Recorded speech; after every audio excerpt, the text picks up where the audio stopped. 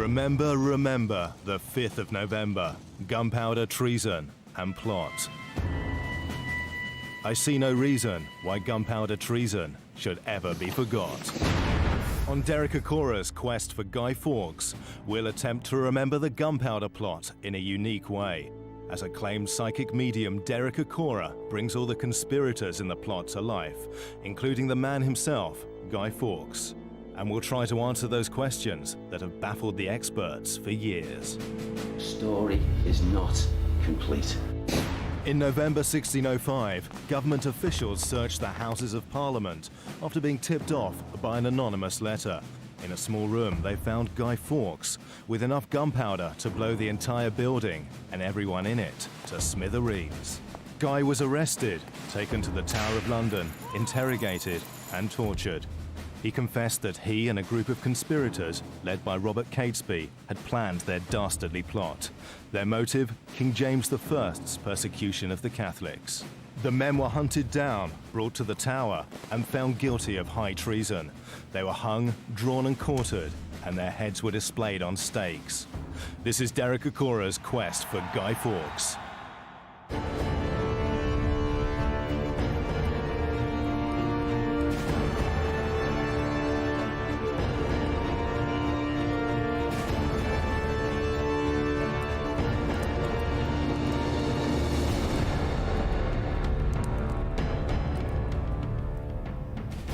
Welcome to Derek Acorah's quest for Guy Fawkes.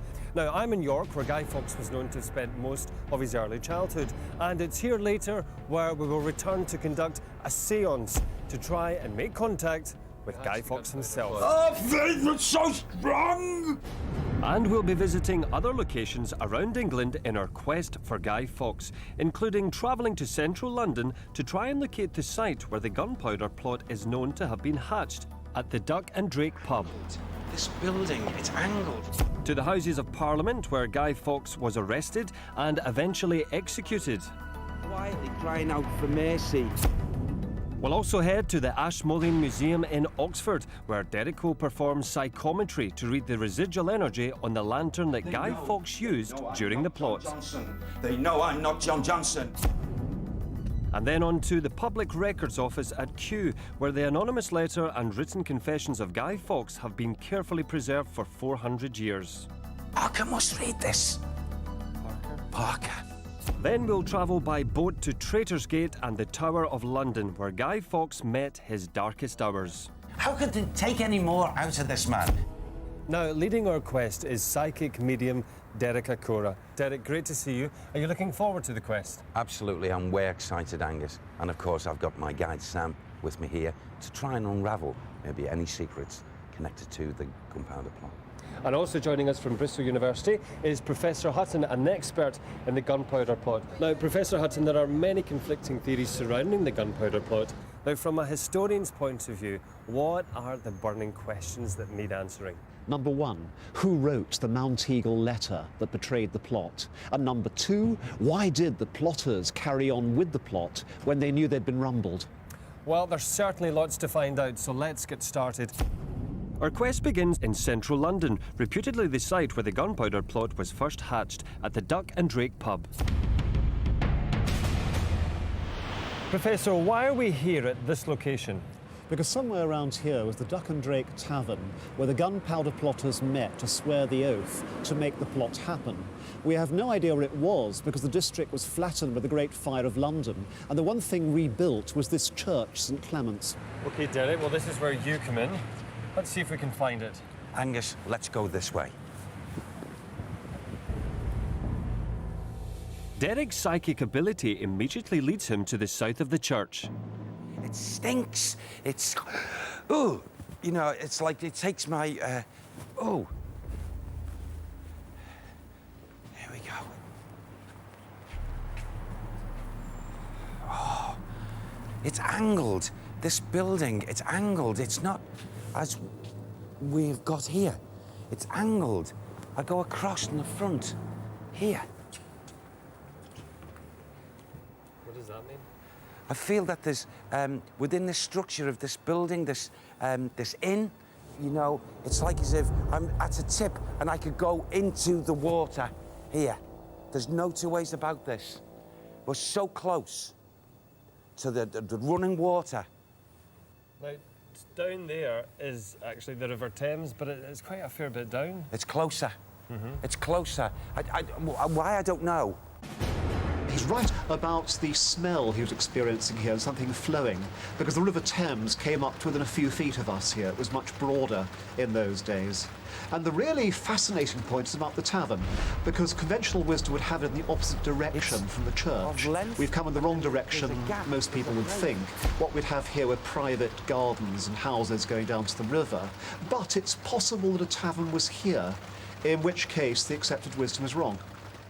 I'm hearing utterances. A group, there's a be quiet, be quiet, be quiet. And then there's this hilarity and this jovialness that's going on. And it seems to be this, the atmosphere is being charged with the energy of expectancy.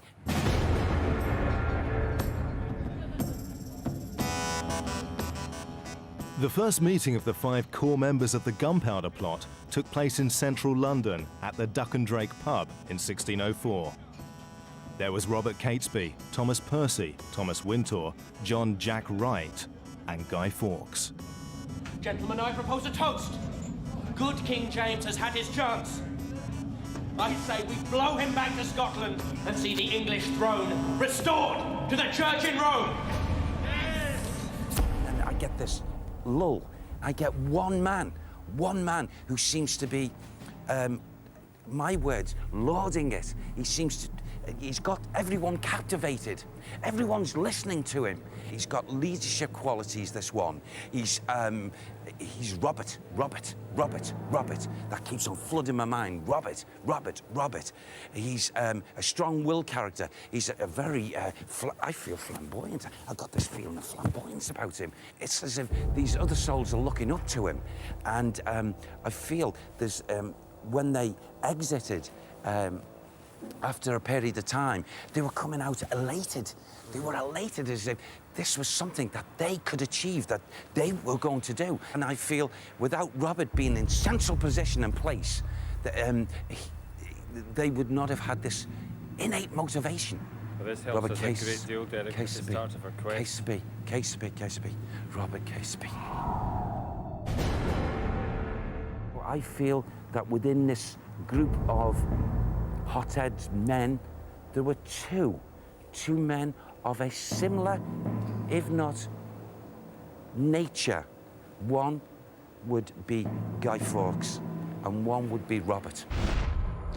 Derek's right that Guy Fawkes and Robert Catesby have similar natures. They're both men of action, they're both religiously completely devoted. But there's a slight difference because Catesby's the much more impressive character. He's the leader of the plot, Guy is one of his stooges. When In each other's company, they would be a force to be reckoned with. Different type of men, but with same push, drive, motivation, inner strength, mental strength. They had the ingredients. As the plot expanded, the 5 members were joined by another 8 conspirators. Each brought their own talents and expertise. But the more people who knew about the plot, the more dangerous it became. Derek draws closer to the plotters and encounters a different kind of psychic experience. Oh, my eyes. What is it, Derek? I can't see. Oh.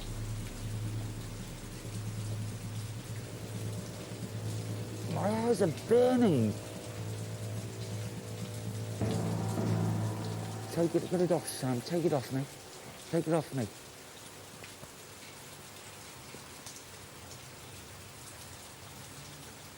You okay? Yeah, fine. Okay, thank you. Okay, that's all right. It was like as if a flame, a bright light, a flame, and a flash coming up at my face. And I heard shouting and screaming, and there's men fallen down, and it's a sorrowful mess. There was a fire. No, it's not a fire. It's something to do with the powder. Something to do with the powder, the flame, and up. I'm seeing men's faces. They're black. They're charred. It's like as if they're...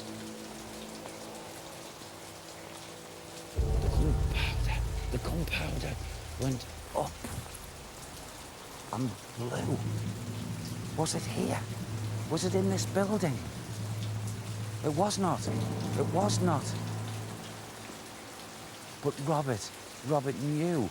It was a foolhardy decision to do what he did. He did not listen to me. He would not listen to me. And we suffered the consequence. We are wet. We are soaking through. Get it in. Take it in. Don't do this.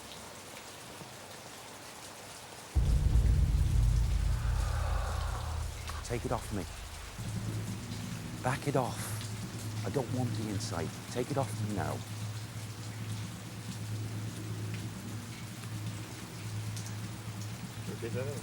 Yeah, I'm okay, thank you. Can I just tell you, Agnes? They've, the energies here, because of movement and what have you, to a place elsewhere, was of a consequence. This is absolutely absurd, even to me, to transport the energies to a place of a dwelling or a building, something where these men were soaked through. They were told to take in this powder, and one of these men decided to place this powder, and it's like as if it was close to flames. It was no sooner done and turned, and it was like flames, and knocked these men down. Like something's gone wrong? Yes, absolutely. It's got nothing to do with this building, this inn here. Nothing. Nothing to do with it? No. It's something at this point that's not finished. He's got Robert Catesby absolutely correct as a character, but that's well known from the books. And everything he described about rain and powder being dried out and exploding and burning in the eyes happened in reality but 120 miles away from here, over in the West Midlands at Holbeche House. We'll discover more about Holbeche House when we travel there later in the quest. But still to come, we find out who bought the gunpowder and how it got to the Houses of Parliament. There was 11 trips, 11 journeys. And Derek performs psychometry on Guy Fawkes' actual lantern to try and unearth more secrets surrounding the plot. He's worried. And Derek will tell us more about Guy Fawkes himself. Symbols of faith. And I get the cross. The cross is here with it.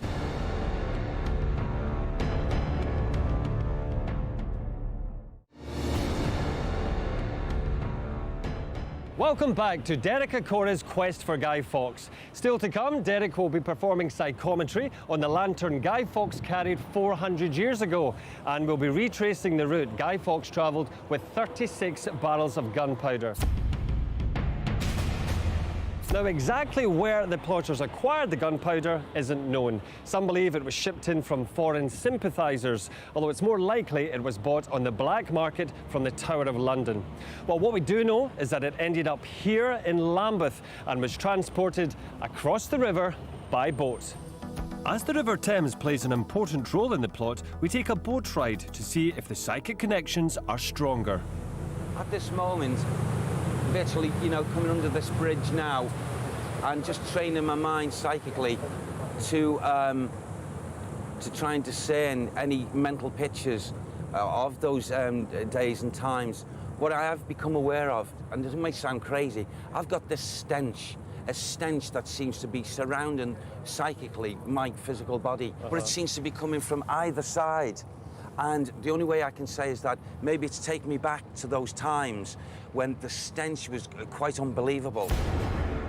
London in 1605 is a city you'd have smelt for a few miles before you reached it, especially if you're unlucky enough to be downwind.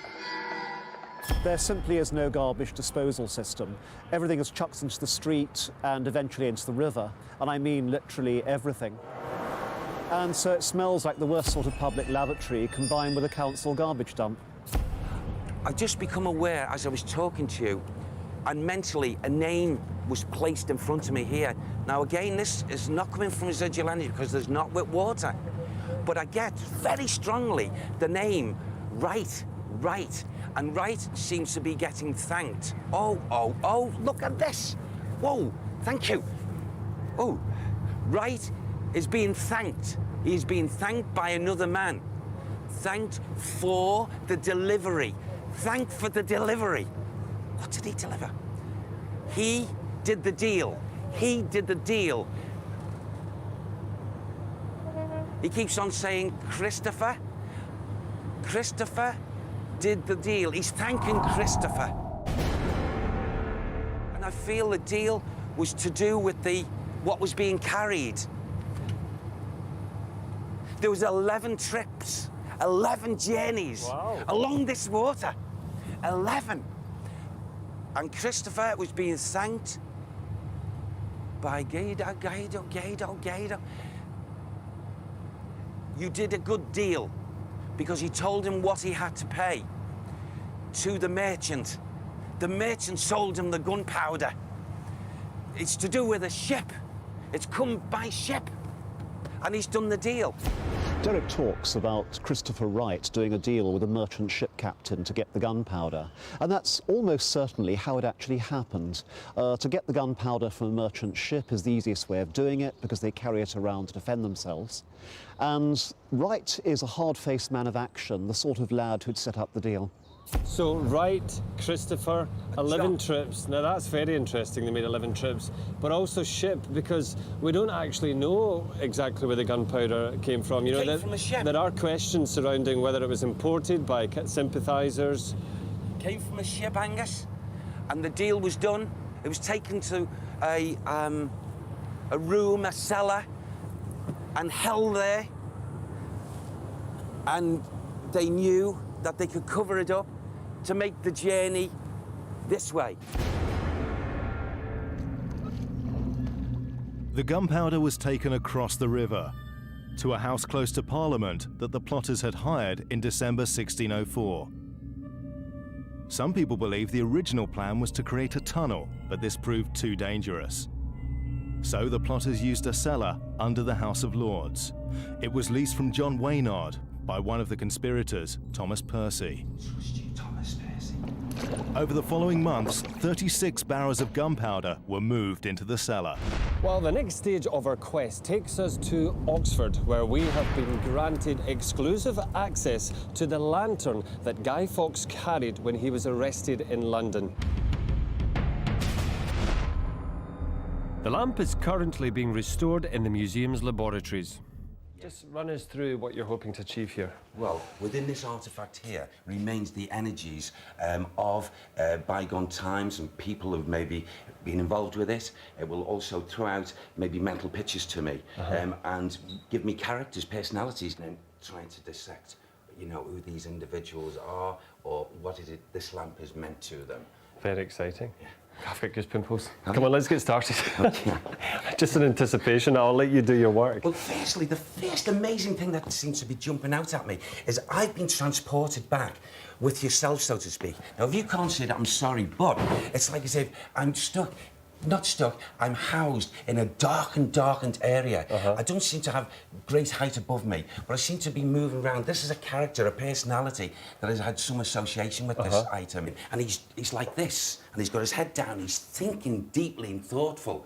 This is like a strong man, a man quite tall, who would be, what can I say? Like a warrior spirit in this man, a person who would be good in battle, fighting and so on, and yet I've got this gentle approach with him as well.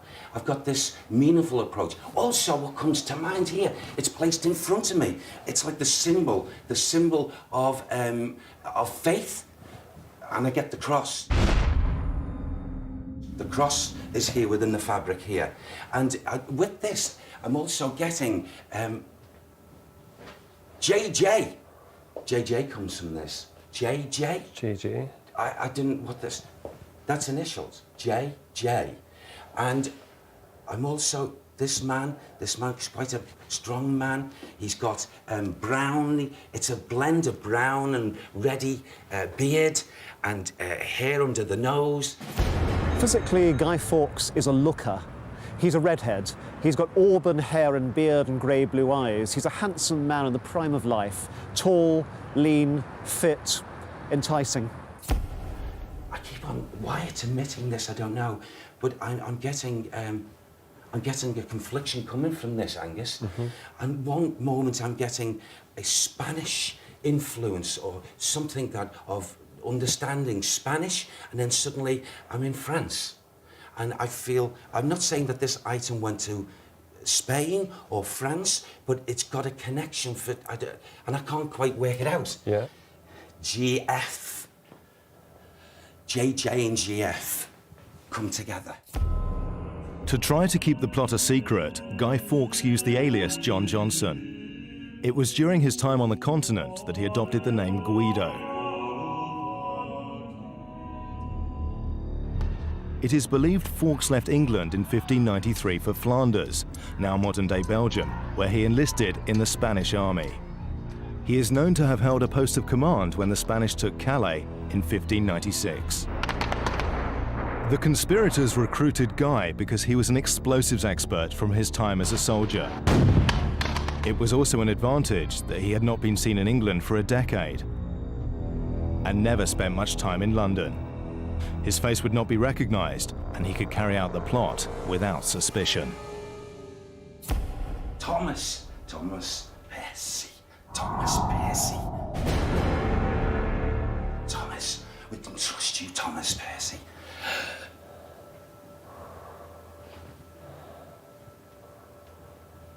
We're aware you've been told the letter. You've been told of the letter. He's worried over the letter. The communication, the letter.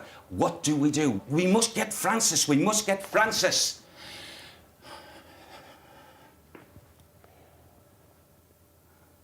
They know I'm not John Johnson. Flanders, I've got to go to Flanders. I must go to Flanders now. I must go. No. There's great anger, and we cannot do anything about it. We must make our arrangements to go. Go where, Derek? The energy. I'm sorry, forgive me. There's two that's going off to another county. I feel it's horseback, and they're going off. Derek, can you tell us anything else about the letter? What it means, any significance? The letter is of a warning to the faithful. They do not want them to suffer. They do not want them to suffer. The letter of communication is intercepted or is given. And this is what's making them feel angry? Yes, absolutely, Angus, absolutely. They're livid. I feel the name Francis did something that upset this group of men by informing others of what these men were going to do, himself included. Mm-hmm. And I feel there was a family relationship with someone. I can't say who because I'm not guessing that, but there was a family relationship, and I feel it's because of this family relationship. What has been given to me here is that there would have been It's like a person being an informant, but not being an informant. Francis Tresham is the last conspirator to be brought into the group, only 3 weeks before Parliament meets. He's brought in because he's inherited a family fortune and the conspirators need his money. However, they also know he's notoriously unreliable. Derek's right about a family connection. He's a cousin to Robert Catesby, and he's also got a sister married to Lord Monteagle, the man who received the notorious letter. So Francis, they're all pretty angry. Yes. JJ, Yeah. GF, Yes. so John, Guy Fawkes. Yes. Makes sense. I feel there's a greater depth to this, which I feel hopefully we can unfold later. We're only starting. But I feel there was something going on from the arresting people that were being. The story is not complete. Coming up on Derek Acorah's quest for Guy Fawkes. Derek gets to see the actual letter that betrayed the plotters, which has been preserved at the National Archives at Kew in West London. And we'll journey to the Tower of London as Derek experiences what Guy Fawkes felt ahead of his torture and interrogation by the King's soldiers. Sentimental imagery of thoughts over something that a man called Grant did.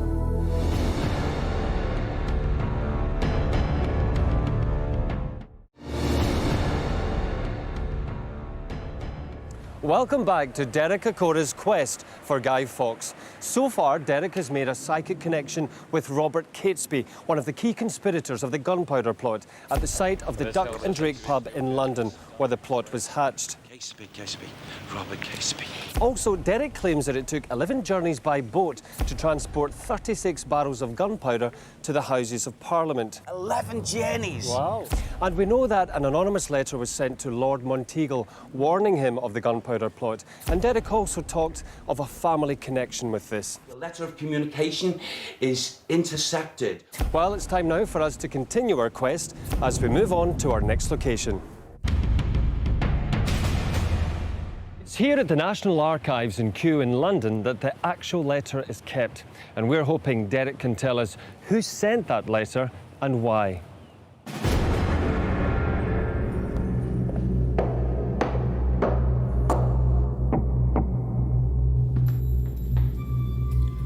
My lord, I've been delivered of a letter which I am to read to you most urgently.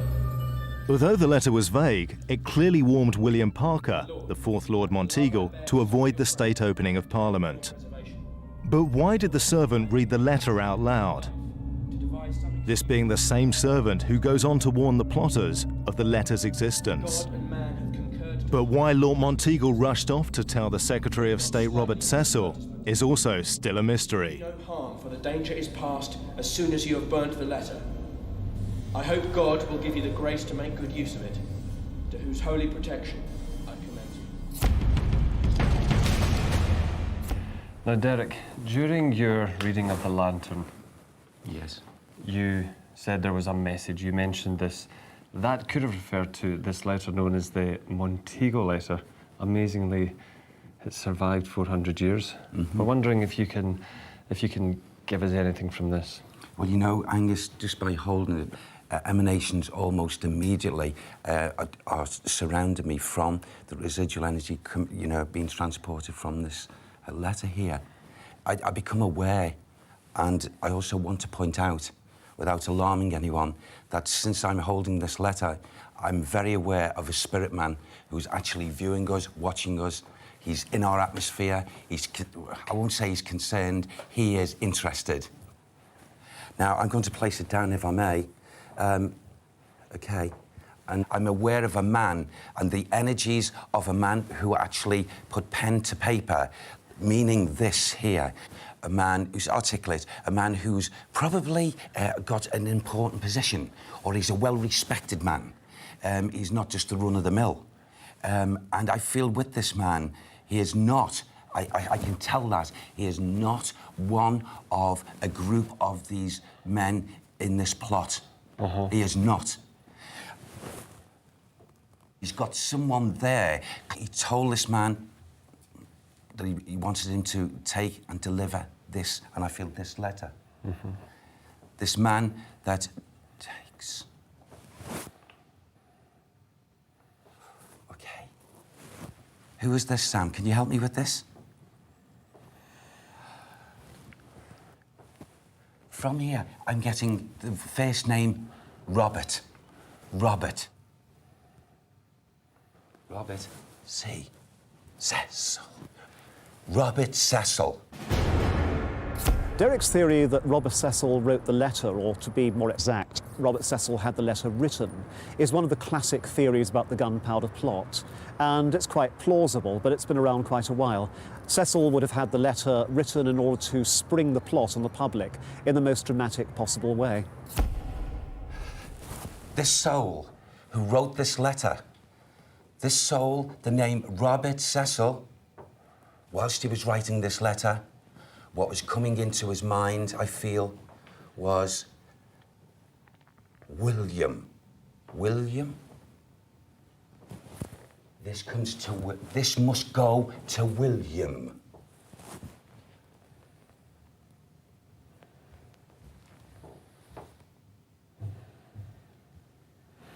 Parker must read this. Parker must read this. Parker? Parker. Parker. Lord Monteagle is the most slippery character in our story. On the one hand, he poses as a great Catholic champion, speaking on behalf of Catholics in the House of Lords. On the other, he's secretly writing to the government, offering to become Protestant and saying he'll do anything to help the king. And he comes out of the plot rich. He gets a massive golden handshake for warning the government that something's about to happen. It's carry favour all from these letters, these words and the residual coming over. Not a good soul, a person not to be trusted, the one who wrote this letter. When he says that Cecil can't be trusted, it depends on which side you're standing. Cecil is the entirely trustworthy, devoted servant of the king. It's just if you're one of the enemies of the king, Cecil is one of the most dangerous, slippery customers you've got to get past. Francis did speak out and told he was loose of tongue, he couldn't help himself. And he told his cohort, who in turn went and told his governor, who in turn sat and thought about it. What can I gain from this? And if it's just passed on and I pass it on just verbally, it won't be believed. And James won't believe it. On the evening of the 4th of November 1605, Robert Cecil ordered that the cellars be searched. Guy Fawkes was discovered guarding the barrels of gunpowder. He was arrested and bound and taken to King James at his apartments in the Houses of Parliament. The assembled politicians and courtiers tried to extract a confession out of Fawkes. When he repeatedly refused, he was taken to the Tower of London next morning by boat. And it's here at the Tower of London where our quest continues. After Guy Fawkes' arrest, he was taken downriver by boat. Now, although the City of London has changed beyond recognition over the last 400 years, you still get a sense of what it was like as you approach the Tower of London and Traitor's Gate. You know, to just think what it must have been like for him coming here. Absolutely. A mixture of feelings flood my psychic side of my head. And it's like, I've got this feeling of a resolute strength. Not, and I take it maybe this is the way Guy Fawkes was thinking as he was being brought here. A resolute strength, a lot stronger than what people would think. So it says strength within. But also, flooding through his mind, I felt that certain people that were involved in his group, he would be not so much worrying, but thinking what was happening with those other men, what was actually happening with them, because that's what's flooding me at the moment. I feel maybe when he arrived at this point, he sent out mental thoughts out into the ether, and he may have been heard by the people that have got him, ready to take him through. He'd mentioned, I feel, a name. Got a name? What I got, yes. And he said, yes, that is correct. So he was sent on mental imagery of thoughts over something that a man called Grant did, and he wasn't happy about. Right. He wasn't happy with someone called Grant.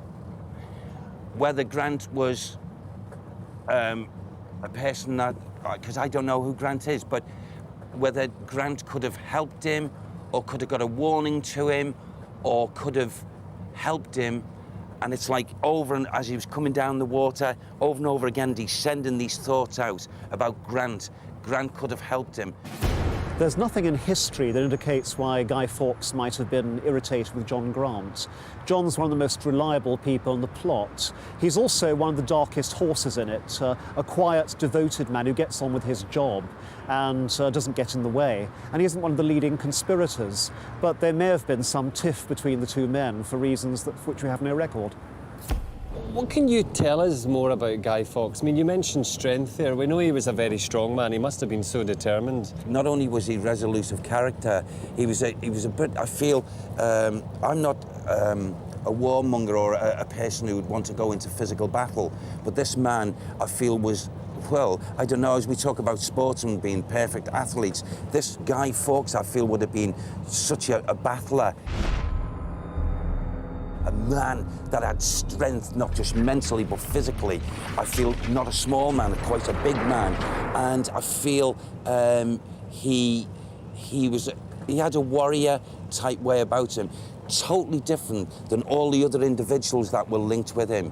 He knew he was the one that had to deliver. He knew that it was, you know, he had the confidence, he had the know-how, he had the way about him to do this job. They were just helpers. He was the one that was being looked upon to be seen to do this job. Coming up on Derek Acorah's quest for Guy Fawkes, Derek attempts to discover how Guy Fawkes coped under torture and interrogation. My head is just being squashed in for some reason. And Derek uses his psychometric skills on the surviving original confession by Guy Fawkes.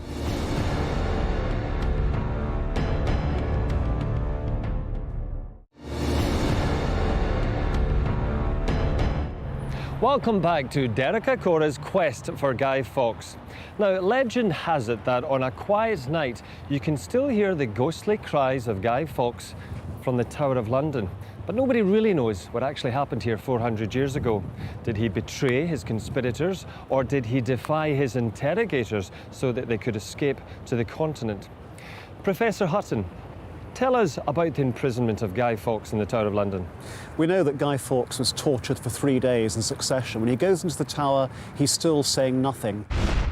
On the first day, they begin to break him. He gives his name and admits there's a plot. Second day, he gives them the details of the plot. Third day, he starts to give the names, the conspirators. And the really sad thing, it was all for nothing.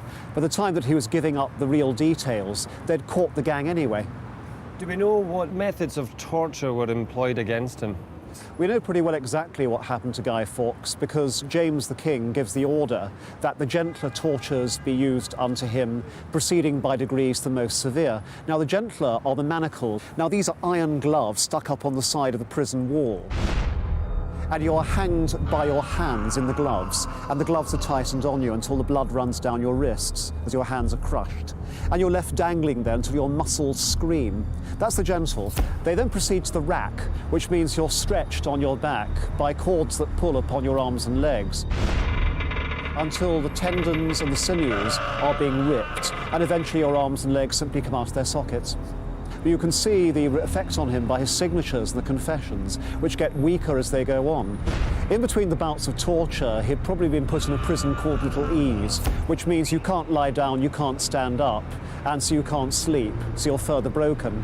He'd then been put in a regular cell for a couple of months, and at execution had been hanged, cut down while still a bit dizzy, very much alive, then had his genitals cut off and burned before his eyes. Then he'd die as his guts were taken out, his heart would be cut out, and his body chopped into 4 pieces. That's the penalty for treason. Well, at the National Archives in Kew in London, Derek was granted access to the actual signed confessions of Guy Fawkes. Derek, look at these. These are 2 confessions, both of Guy Fawkes. Yes. Amazing, really. History in our hands. Look at this one. You know, the calligraphy is so much more clear. Look at the length of it. Yes, yes. And then look at this one here. We've got his signature. There it is, yeah. And here we have it very faintly. At this point, I don't see heavy feelings of individuals in cruelty with him. I just feel as if we have this like gentle feeling which he could endure and he could take within his stride. But here, this is like heavy, as if we got to this point where I feel the conditions of, if I may use that word, torture or put him under heavy pressure was so much greater. And yet, you know, Angus, I get within a short space of time. I don't feel it's a long space of time between him being energised and then suddenly to be not energised. In other words, totally weak. In actual fact, at this point, I feel the soul would virtually be able to speak. Yeah. You know, in and out of like consciousness. So armed with this information, we return to the place where the confessions were signed, the Tower of London. This magnificent building was built by William the Conqueror in 1078 as a symbol of power over the city of London. By 1605, it had become notorious as a place of imprisonment and torture of Catholic sympathisers. I've brought you to the place where Guy Fawkes signed his confessions in the hope that you'll be able to tell us a little bit more about what happened to him under interrogation. What I do feel, Angus, is I just seem to want to go mindset, psychically, into feeling the absurd feelings of great, I'm trying to find the right word for this, great hate and great feelings of not just humiliation, but I feel as if where this man is concerned, Guy Fawkes, this man would have endured, and this is the first time in this investigation on this track of Guy Fawkes, I've felt the depth of this. And Can you tell us anything, is there anything at all about where he was kept, the kind of conditions in a small space? Was it a cell? I feel in that sort, yes, I feel as if he was an interrogation area is a separate to the torture area. Right. I feel as if there's a shift with this man, whether it be a short shift, but I feel it wasn't one torturer, Angus. I feel as if I want to talk about three in all, that it go from one in a torture situation to a greater, deeper torture, and watching his body language, how he was responding to this. Then he'd go on to the next level, and then it's like a shifting from one area to another. It's like as if I've got a small area, then a bigger, another area, but a bigger opening, and him being shifted through. Like confinement and interrogation? Yes, and you know, something, a stench, a terrible, again, what I talked about earlier. Yeah, you come back to this. A stench of, I can't really describe it. It makes me feel now, okay, as if it's repulsive. And I take it to be total violation of the physical body with the soul prior to his leaving this physical body, meaning death. And I feel as if he would have been aware. It's like when a person is broken or bones are shattered. It's like as if I get this feeling of his knowledge of what is actually happening to him. I wouldn't be at all surprised that certain body parts, okay, were like joints reeked out and things like that. The sheer agony I'm feeling here makes me feel, just for this short space of time in this ether, the anger, the inner anger, and the pain and not being able to do anything about this. You know, to go and being taken and stretched, and the next minute, seeming I've got something pressing down on my head. I feel as if I've got my arms, as if they're just being taken, you know, I'm feeling that they're just going to be taken away from me. And all these things, all in one, coming and emanating from this. The sheer agony for the soul. I mean, that just sounds completely and utterly grotesque, and it's... Absolutely, But in its yeah, this entirety. man survived. He didn't die here. He went No. on to be executed. Something also tells me, in feelings with this man, there was something that was... these things tight around the wrists, and also I want to go to the fingers for some reason, and I want to bend them over. I want to... I don't know whether I want to say the use and the break of bones would have been attached here, you know, and stretched and what have you. I'm also picking up again, sorry, as if my head is just being squashed in for some reason. Maybe I've got something that's been placed around the head and the shoulders. And I feel taking great joy as tormentors and torturers in even trying to seduce, if you like, even more out of the man. How could they take any more out of this man when he couldn't even speak? He couldn't even focus. They took him to the limit of total human endurance. But you know, they'd never ever destroy what was going on in here and in there. I've just been watching Derek talking to Angus there, and most of what I was hearing was very impressive and effective. The really interesting detail to me was his feeling of the stench in the torture chamber, which is not the kind of thing you get out of textbooks or narrative histories. And it's true, because when you're under extreme physical pressure, normal bodily functions give way. And it wouldn't just have been blood and sweat dripping from Guy on the manacles or the rack, especially the rack. So that's an interesting telling detail. It's an insight which is very plausible, in fact real, and you don't normally read in books. Still to come on our quest, Derek conducts a sensational seance to connect with the spirit of Guy Fawkes himself. Who betrayed you? Join us after the break when we visit the Red Lion Inn in Dunchurch in the West Midlands, where the conspirators waited for news of the King's death. Total disenchantment, it was like a fear. And we learn more about why they fled to Holbeche House, the place of the gunpowder explosion, and their dramatic defence against capture by the authorities.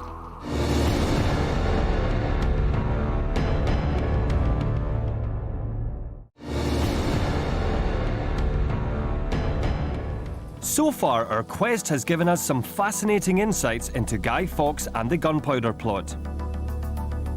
Going against conventional historic wisdom, Derek has suggested that the Duck and Drake pub where the plot was originally hatched was closer to the shore of the River Thames. And Derek claims the gunpowder was purchased from a ship merchant by Christopher Wright. 11 journeys along this water. Although not generally accepted facts, they're not out of the realms of possibility. However, Derek appears to confirm a number of well-known theories about the Gunpowder Plot. This meaningful approach. Also, He gives a vivid description of Guy Fawkes as a quiet, intense, motivated man with an auburn beard and a powerful physique. that word comes to me like a battler, a person who would be good in battle. He suggests that the plotters were betrayed by Francis Tresham. Derek claims that a family servant overheard a warning about the plot. But our quest has confirmed Robert Cecil, the equivalent of the King's Prime Minister, wrote the letter to convince the King of the danger and expose the plot in the most dramatic way. Derek has also given us human insights into the character of Guy Fawkes and his bravery under the most terrible torture. But while Guy Fawkes was being interrogated, some of the other plotters were anxiously waiting for news. Now, we're at the site of the Old Red Lion pub in Dunchurch, and it was here that the conspirators nervously waited news of the King's death, under the guise of a hunting party, so that part 2 of their plan could be put into action. Nowadays, the pub is a private residence, but its owners have granted us rare access so that Derek can attempt to find out what happened when the plotters learned of the arrest of Guy Fawkes. The Gunpowder Plot did not end with the attempt to blow up the Houses of Parliament. That was only the first stage. Some of Guy Fawkes' fellow conspirators travelled to the Midlands. We must make our arrangements to go. Go where, Derek? Another county. I feel it's horseback. There they awaited news of the King's death so that they could move to the second part of their plan. They planned to kidnap the King's daughter, Princess Elizabeth, put her on the throne and make England a Catholic state again. Just as I've come up, you know, for these few moments into this atmosphere, the residual energy that is still here, thick and fast, from times gone by, it's amazing because I want to go to, it seems this way at this moment, two central characters. Two males, two men. One seems to be in defence of himself, the other one seems to be attacking him. Not physically, but in verbal. And, you know, as we come up this corridor, and if we move a little bit further on, the energies are stronger. So what do you think? Perhaps two men arguing? Absolutely, one in defence and the other attacking him. One who is, it's Percy, sounds like Percy, right. Seems to be the one who is shouting. It's not just these two men here, there's a number of them, there's more than two. It's interesting and puzzling that Derek points to Thomas Percy as somebody doing a lot of the arguing at the Red Lion, because nobody mentions him being heavily involved. It's other people, most of all Thomas Winter, who are arguing with Catesby. But nobody mentions Percy, so this is outside history. So the atmosphere, yeah, it's certainly not a happy one. Not at all. And it was really, I feel, at this pinnacle of time. I feel this was probably early evening of a particular day. And it's like, to me, as if the others were waiting. And also, this other group, because even now I can hear this, like, not so much whispering, but not clear conversations. As if, you know, if we can go a bit further, because up this way. Now, as we just it's only a little bit further up the corridor, so I feel as if we're drawn into this end, maybe into that room there, where the group of men who are waiting. Can we go into that area? Because it seems to be taking me in here. What's in here? The bedroom. Yes. I feel maybe at this point, whether this was a bedroom going back in time or what, in this place here, they did get this relevant information. And they're waiting for it to happen, they're waiting for the information, they're waiting for this, you know, and yet I feel in this group, there was disenchantment. There was total disenchantment. It was like a fear. This whole place was laden with innate fear. Now, we're in the second floor of the house. Yes. I can imagine then that this group perhaps was hiding from everybody else in what was the pub? I feel they were in this, like, covering of such, keeping themselves out of sight. But, you know, also what I'm picking up, I'd never, ever, in my work yet to date, ever come across in residual energy the mixtures of personality traits that are contained within this group. And so we've got all this mixture in this group. Sounds absolutely chaotic. Ow. You know, such mass confusion. Yes. And horrible, really. Yeah. I must say, I don't really like it here. I've got goose pimples. Have you? Yeah. Well, the atmosphere would probably envelope you after being standing here for a little while. Did they leave here? You know, is there anything at all you can enlighten us? Yes, I feel that they did leave here. I don't feel that they... It's like, the impressions I get is that they waited for news. It was like as if they're waiting for news. The news somehow filtered through to them. I don't know at this moment how, but filtered, and it's as if like, that was like an exodus, okay? From here. After hearing that Guy Fawkes had been arrested, the plotters quickly decided they should move to a more secure place. Somebody wrote that letter. They argued amongst themselves, but finally decided to travel to Holbeche House in the West Midlands. But why did they choose to move? Yes. So these guys then, leaving here, what was their feelings? There was fear. Were they fearing, or were they going to fight? Are they armed men? I get a mixture, you know, because I get this fear. And yet one of these men, the strong-willed man, is trying to instill in these others who've got this fear and saying, come on. You know what it feels like to me? Is to say, come on, because of your faith, because of it, come on. We'll face, these things. We'll face these people. I feel with some of them, they wanted to run away, they wanted to get on horseback and get off. There was others that were saying, listening to the strong-willed one, and that's Robert.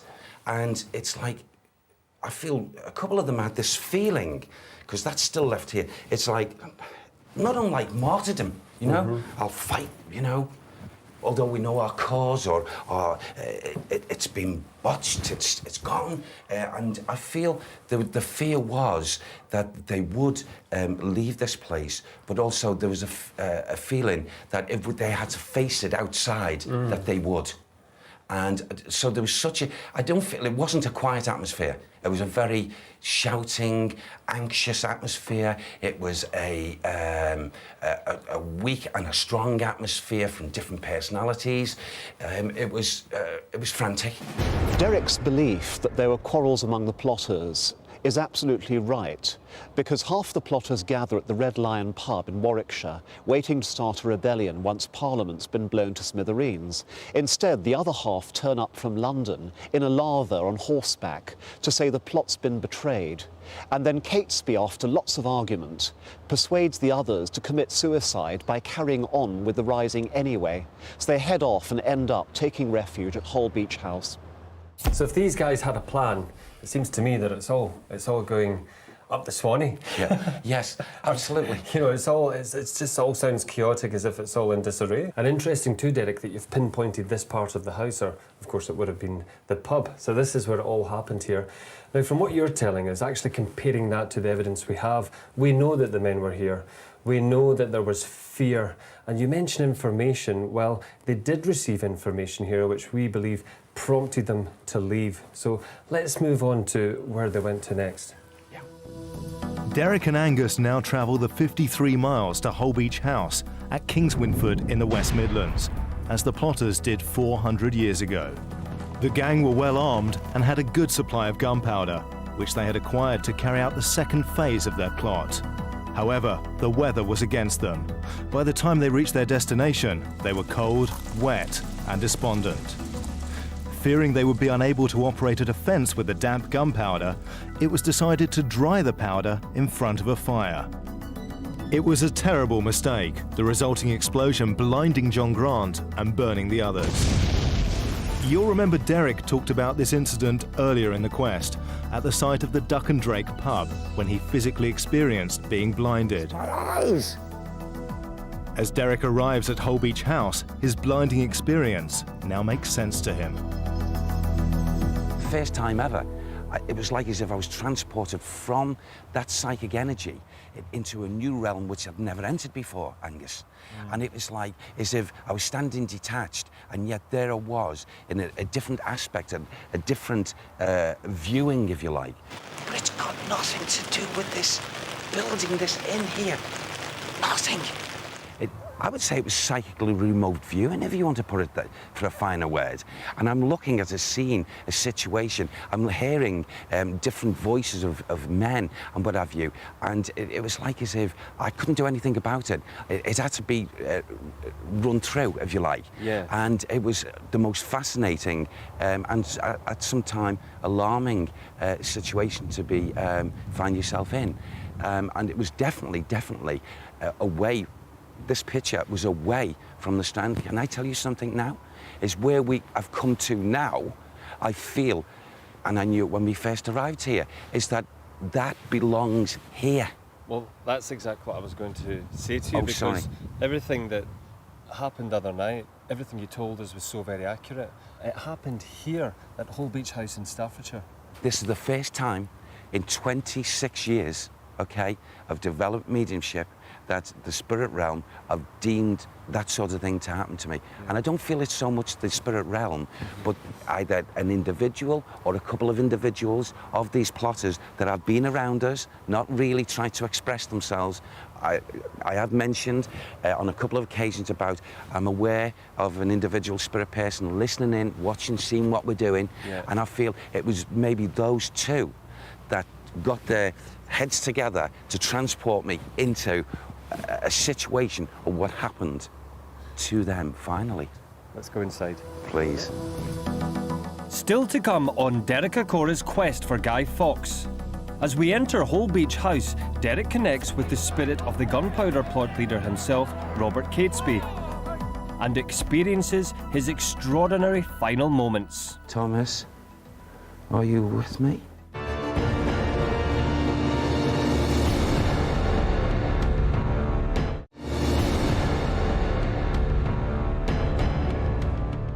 Now, just looking at the building here from the outside, what can you tell us? Well, as we come close here to this area of the front, I've become aware, and again, this is from residual energy, and I don't know whether there's going to be an active spirit here as such as I'm talking, but the residual energy, I get this confusion, I get this shouting, and I'm getting this loud-pitched voices shouting out. I get this anxiousness and anxiety. I get out here as well, as if I'm getting voices who are shouting to each other, and it's a lot of voices, there's a lot of them. Angry? Angry, absolutely. And it's, I can't really make out what they're shouting, but it's like the anger towards this building. So how many people are we talking about around the building? I feel, until I go in there, but I feel there's a number of men, and they're ready to fight. They're ready to fight. There's a lot more out here than what's in this house, in men. A lot more. The plotters were being closely followed by the Sheriff of Worcester, Sir Richard Walsh. It took Walsh and his men a few hours to get to Holbeche House. But by 11 a.m. that morning, Walsh had the conspirators completely surrounded. There was nowhere for them to go. It looked like their time was up. Those remaining plotters hiding inside the house were Thomas Wintour, Christopher and John Wright, Thomas Percy, John Grant, and the leader Robert Catesby. The energies, I'm separating the energies from the residual, and it's a different picture altogether. It's different feelings. There's expectancy. There's a negative expectancy here in this energy here. Yeah. There's terror. And whilst we're in this atmosphere here, I'm also hearing voices and sounds and shouting out there through that window, and it's adding to the terror. And I need to mention this, Derek. The other night when we were in the Strand, we were talking about this. The skies opened up. We've Yes. just come in the door. The skies have opened up. Absolutely, and these sort of things, they do happen. What I'm getting now, Angus, it's like as if he's talking to them and he's saying, now we've got to, for our cause, what our faith is, we go through this door, and he's geeing them up, and he's geeing them up in this atmosphere, Who and is he's he? strengthening them. Do we know? It's Robert. Sorry for shouting, Robert Catesby. It's like as if he's thinking, come on, faith, men, come on. It's like a martyrdom. Do the men go through the door? Yes, some of them do. Do they meet the people outside and the people inside?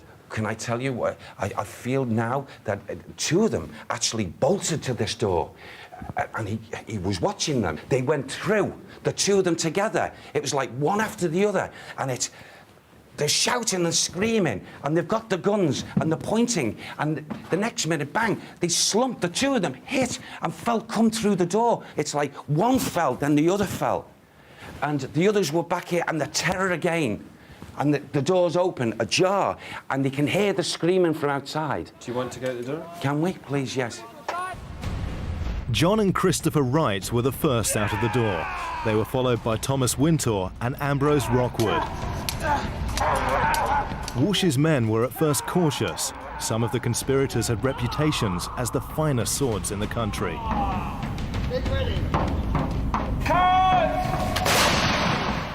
A furious and bloody battle followed. It's Catesby. He's seen these two men. John and Christopher. John and Christopher are down. They're down. He knows they're down. He's shouting them. He's checking them. He knows they've gone. All were eventually shot and forced back into the house.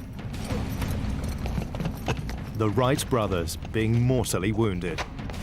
He's turning to the other man. Come on now. Come on. Go out with your faith. Go out with your faith. Don't let them collect us and take us. This is Robert Catesby. Robert Catesby. And you know, there's another that's also saying about pulling the men, the two bodies, aside here. And it's Thomas. Thomas? Thomas is helping him. And he's in a conversation, Catesby, with Thomas. And he's saying, we should go together. Let's go out together. Are we talking about a big battle? About Yes. a lot of violence, a lot of shooting, or not? Absolutely, yes, a lot. So many men out there and firing guns. Like, it was just, they had no chance. They had no chance. They were so outnumbered. He knew it was a lost cause. But, you know, I feel that he told them there was a worse fate for them if they were to be captured. Thomas Percy and Robert Catesby made one last heroic stand against Walsh's men. They faced death together by charging out of the house side by side. Legend has it they were both killed by the same bullet. One fell. I saw one then a moment ago, and he fell, and he was way back, and he's been tended to, and they've said that they've shattered his shoulder and his arm. Who is that one? Wiltor? Wiltor. Okay. Wilter. Winter, it makes sense. And he's okay. He's just a broken limb and shoulder and arm. I'm counting here. There's the two, then the other two. They go out. They go out, and they were also shot.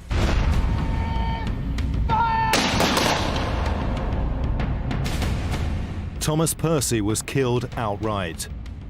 But Robert Catesby managed to stagger back towards the house. Catesby's crawling back in. He wants to come back in. He dragged himself over the bodies of his fallen comrades. Finding an image of the Virgin Mary, he is said to have clutched it in his hands until he died.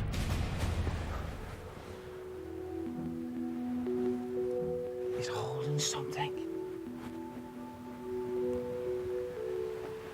He's holding the symbol. He's holding the symbol. He's speaking to his Lord.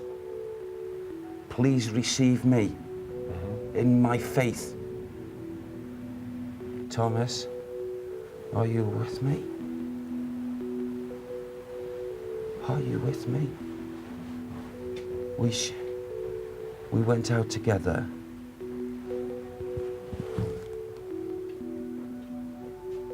I leave my soul and heart to be collected by the Almighty.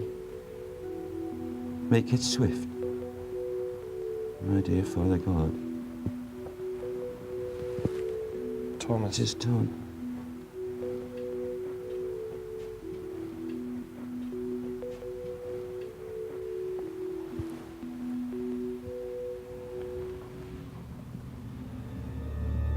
What are you feeling, Derek? You don't.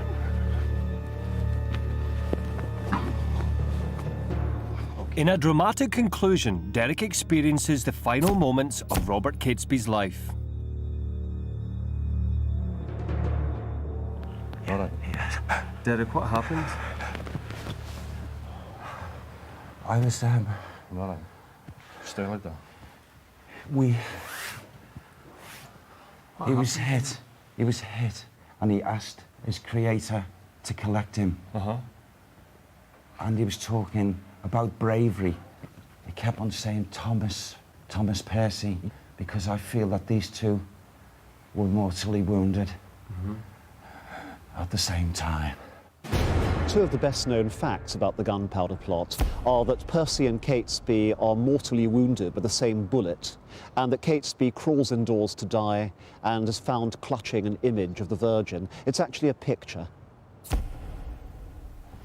Just, am I get up, please? Yeah. You okay? Yes, thank you. Thanks, Annie. You exhausted? Yeah. Sit down, don't get Yeah. up. Sit down. You in any pain at all? No. No. I just, you know something? I felt a peace and serenity. It seemed to just envelope me, and I felt good, and I felt as if, you know, I'm okay now. Yeah. And I feel that must have been when he actually left. His spirit left the physical body, was just leaving, and he didn't have any qualms about it because it was peaceful. Yeah.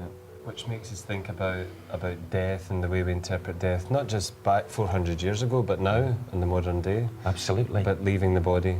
Yeah. Well, that feeling that was there with me, I know I was taking it on from this man, but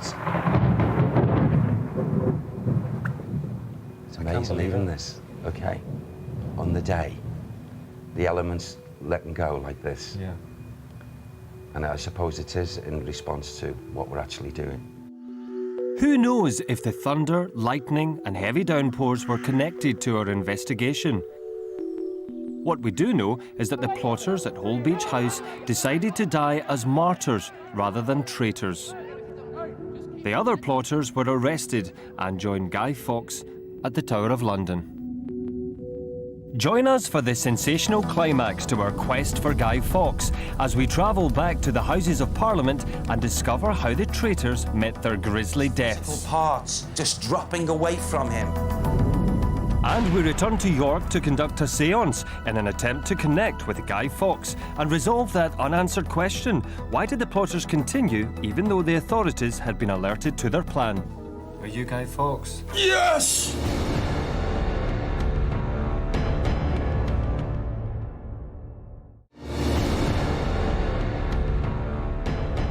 It was at Westminster Hall, here at the Palace of Westminster, on the 27th of January 1606, that the surviving plotters were put on trial. All were found guilty of high treason, and the harshest punishment was dealt to them. They were to be hung, drawn and quartered, a public execution method designed to be as grotesque, as painful and as humiliating as possible. The executions began at 8 a.m. Guy Fawkes was the last of the plotters to be killed. It is said that he was so weak from his torture and imprisonment that he had to be helped up the steps to the gallows by his executioner. The large crowd cheered as the conspirators were hung by the neck until they were half dead. They were brought down from the gallows and then had their genitals cut off and burnt in front of them. Still alive, their bowels and hearts were ripped out. Finally, the traitors had their limbs and heads cut off. Their remains were left in the open to be eaten by birds. OK, Derek, so here we are at the site of Guy Fawkes' execution. Now, can you explain why you're using the torch here? Yes, very easily, Angus. This here is fire is one of the 4 elements that exist and link with our living here. Fire, water, air and Mother Earth. And this will enhance and help energies from bygone times, especially the residual energies, from being emitted from the fabric even of the ground that we actually stand here on, or even from this building at the back in this area. OK, you're closing your eyes there. Yes. Are you feeling anything from existing energies? Absolutely. What seems to come very, very strongly here, and it's a sense that comes over and envelopes my physical being, and I feel as if I'm in terror. I feel there's a feeling of terror here in this area. I feel there's a great feeling of unhappiness, a great deal of anger. All these things are all coming out at the same time. There's also a great feeling of an expectancy, but not really knowing what to expect. And there's a screaming out, a shouting out into the atmosphere. And So to me, it's barbaric. The feelings are a stretching of the neck, a feeling of looking down and looking at his physical parts being just dropping away from him. But it's horrible. Awful. It's horrible to be looking down and experiencing this and still being conscious of that you're still in the physical body, quietly crying out for mercy, maybe for his creator to take him from this most miserable, horrible state, and for ridicule still happening down below him from people who are his persecutors. You see, this man, when he was under his persecution, while he was still conscious, but still getting these barbaric things done to him, was shouting out to 2 names. It was a female and a male. That's who he was shouting out to. It wasn't God. It was to his mother and his father. His mother and his father. He was shouting out for them to come and release him, to take him from this area. I feel there's more to be revealed. It's not the ending. There's information that can and will be revealed to you. So for the conclusion of our quest, Derek will attempt through a séance to connect with the spirit of Guy Fawkes in his childhood home of York. Well, here we are at Guy Fawkes' cottage, where we believe he spent most of his early childhood. Now, Derek has said that a stronger connection could be made with the spirit of Guy Fawkes in a place that would have held happy memories. So here we're going to conduct a seance. Now, to enhance the energy and evoke the spirit of Guy Fawkes, I've invited from York Dungeon, Damien Fleck. Good to see you, Damien. You're an expert in Guy Fawkes. You're looking forward to this? Very much looking forward to it, yeah. It's very exciting. I've got big passion for Guy Fawkes and the Gunpowder Plot story, so looking forward to it. Good. Well, Derek's already inside, psyching himself into the atmosphere, preparing himself. Let's join him. Come on. Now, Derek, just explain to us what exactly we're going to do here. Well, we're going to collectively go into a seance to try and hopefully connect with Guy Fawkes or any other spirit person that could be in the atmosphere at this given time. So hopefully we are going to enter into the seance. We are going to, in actual fact, cover ourselves up in what we call protection, spiritual protection. And then when we have finished the seance, we are also then going to close the seance with what we call the light of spirit protection, and we'll walk away from the atmosphere. OK. Okay? Right, well, let's conduct the seance. Can we place our hands together? Thank you.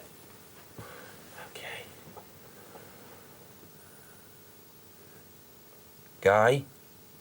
Guy Fawkes, if you are listening, please, we do know that you have, no doubt, a tender memory and feeling for this area. Please, will you step forward and let yourself be known?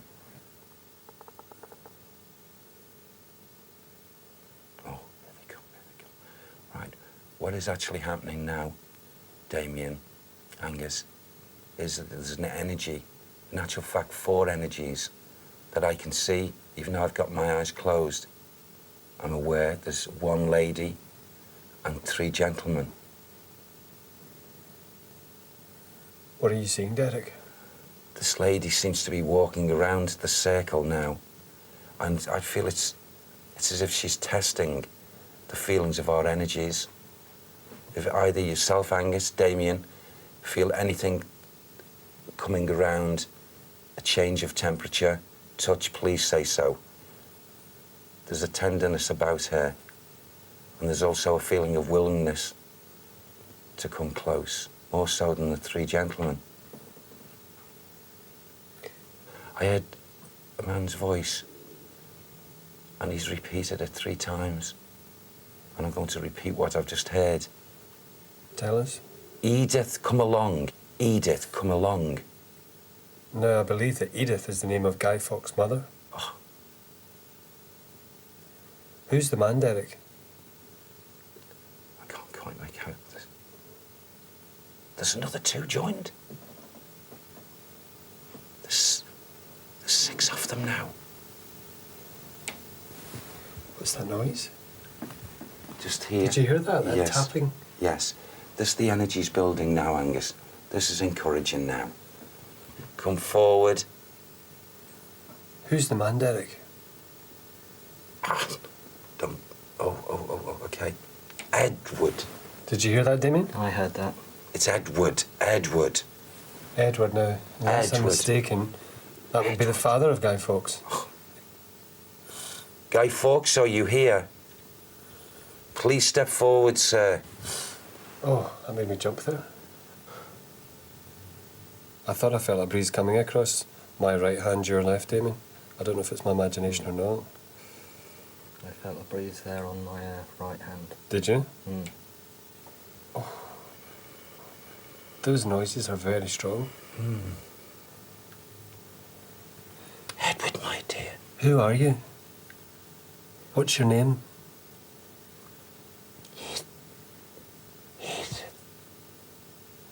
Edith? You're the mother of Guy Fawkes? Yes. Yes. My Are you with Guy Fawkes? son. He's here. Your son is here? He is. Edith, why did your son continue with his gunpowder plot? When he knew that the authorities had been alerted. This is a brave boy. Who sent that letter? Ask him yourself. Guy, are you present? Can you speak to us?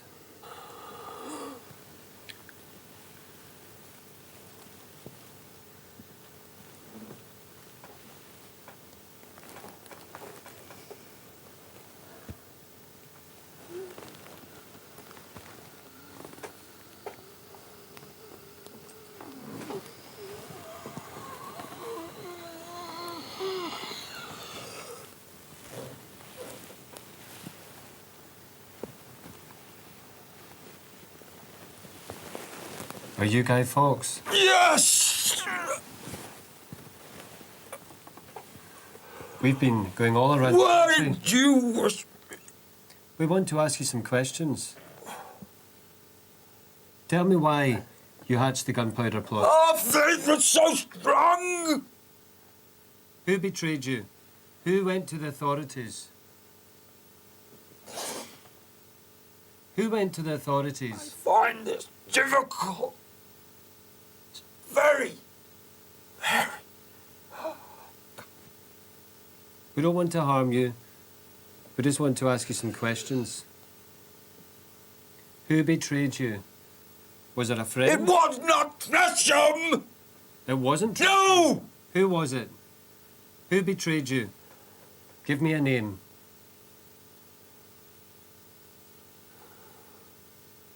Winter told! Winter. Winter told.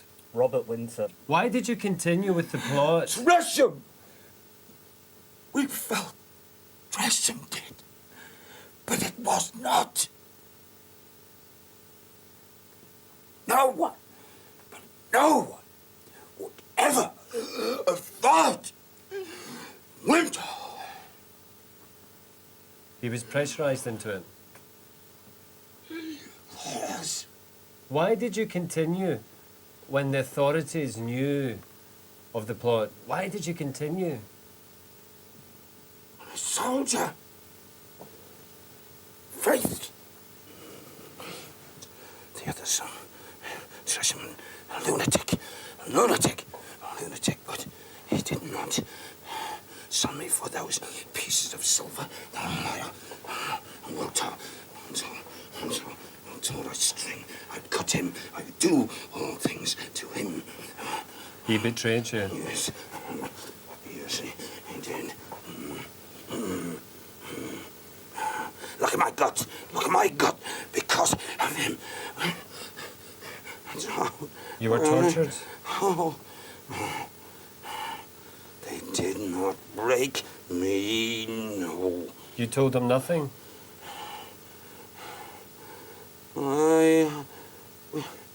I had to. You told them? Derek. It's Ray. Derek. It's Ray. Come on. Step forward. Breathe. Right, okay. Ray, will you take me out, please? Take me out, please. Will you take me out, please? Please take me out. Please. Just a moment. After Derek's dramatic contact with Guy Fawkes, he needs a few moments in order to clear himself of Guy's spirit. The soul's still with me. Still with me. For a long time. The further we get away from him, the more he might step back himself. Okay, he's come away from me, he's come away. Oh. With the spirit of Guy Fawkes released, Derek needs to return to the Seance room and close down the circle. We've come back now to close down this circle of light, and we ask the universal power to allow the spirit people to separate from ourselves as we leave this room, to leave them at peace, and for them to get on with their general life in the spirit realms. We have peace, we have tranquility, and we have calm as we now break this cycle. Derek's revelation that a Winter somehow betrayed the plot frankly astounds me. Winter. There are two Winter brothers, Thomas and Robert, and they're about the most reliable people in the plot. Why did you continue? Soldier! Faith! When Derek says that Guy Fawkes continued with the plot because he was a soldier of faith, this fits the history perfectly well. It's what we'd expect. He saw himself as a crusader who would go to heaven when he got killed. Why not carry on? Well, Derek, how do you feel after that? Well, I'm feeling better and I'm feeling stronger now, Angus. Is this what you expected? You couldn't wish for this in, I don't know, 10,000 years. To get it in one evening like this, I treasure it. It's something so special. Now, Damien, what about you? What have you experienced this evening? It was quite amazing. I felt early on lots of, it was like breezes over the hands and knees, and when we were asking Guy Fawkes questions, it was just literally right across all my shoulders all the way back. It was just like really strange vibrations. Never felt anything like that. It was very odd. Well, I think the quest has been very exciting, exhilarating and insightful. Thank you, Derek. Now let's remind ourselves how we got here. Our quest has resulted in some startling revelations. Derek tells us that the River Thames was nearer to the site of the Duck and Drake pub than conventional history supports. We're so close to the running water. He believes that Christopher Wright bought the powder from a merchant ship and required 11 journeys by boat to get to the Houses of Parliament. There was 11 trips, 11 journeys. Derek also claims that the King's Prime Minister Robert Cecil wrote the Monteagle warning letter after a servant overheard one of the plotters, Francis Tresham. Did speak out and told he was loose of tongue. And that there was a family connection with this letter. The letter is of a warning. They do not want them to suffer. At Holbeche House, Derek connected with the spirit of plot leader Robert Catesby in the final moments of his life and tells us that Thomas Percy and Robert Catesby were killed by the same bullet. Were mortally wounded at the same time. Sensationally, Derek reveals through his connection with Guy Fawkes that it was not Francis Tresham, but a Winter who actually betrayed the plot. Ever a thought! Winter! And that the conspirators continued on knowing the authorities had been alerted because they were deeply religious fanatics. Soldier! Faith! Who were willing to die for a cause they believed in.